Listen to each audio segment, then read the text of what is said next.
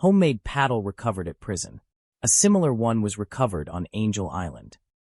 One of the life vests made by the inmates. Piecing together the plan.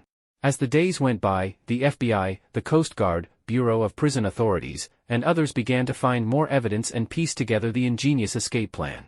We were aided by inmate Alan West, who didn't make it out of his cell in time and began providing us with information. Here's what we learned. The group had begun laying plans the previous December when one of them came across some old saw blades.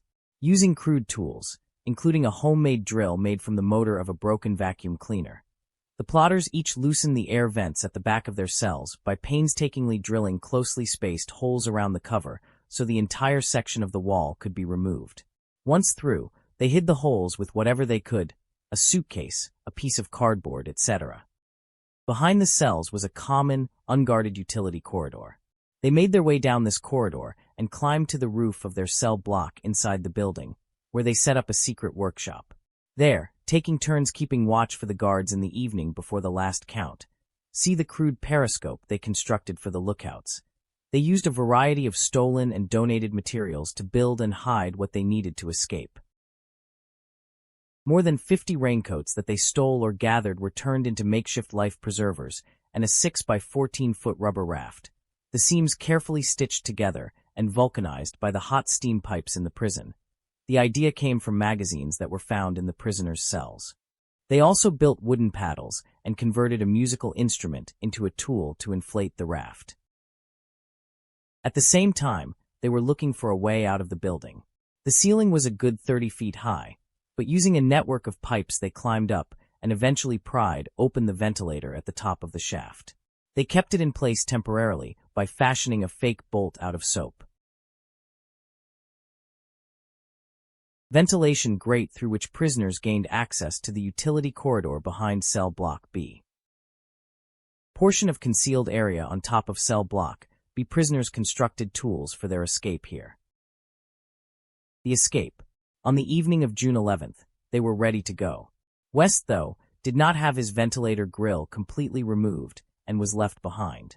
The three others got into the corridor, gathered their gear, climbed up and out through the ventilator, and got on to the prison roof.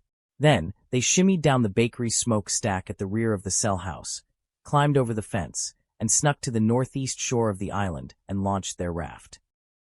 View from catwalk above cell block B showing route prisoners took to access the roof of cell house.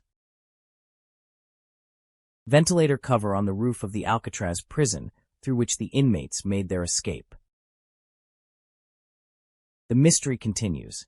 What happened next remains a mystery. Did they make it across the bay, get to Angel Island, and then cross Raccoon Strait into Marin County as planned? Or did the wind and waves get the better of them?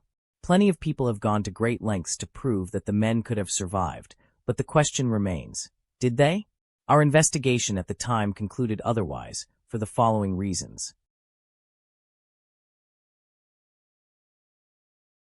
Crossing the bay. Yes, youngsters have made the more than mile-long swim from Alcatraz to Angel Island. But with the strong currents and frigid bay water, the odds were clearly against these men. 3 if by land. The plan, according to our prison informant, was to steal clothes and a car once on land. But we never uncovered any thefts like this despite the high-profile nature of the case. Family ties. If the escapees had help, we couldn't substantiate it. The families appeared unlikely to even have the financial means to provide any real support. Missing in action. For the 17 years we worked on the case, no credible evidence emerged to suggest the men were still alive, either in the U.S. or overseas.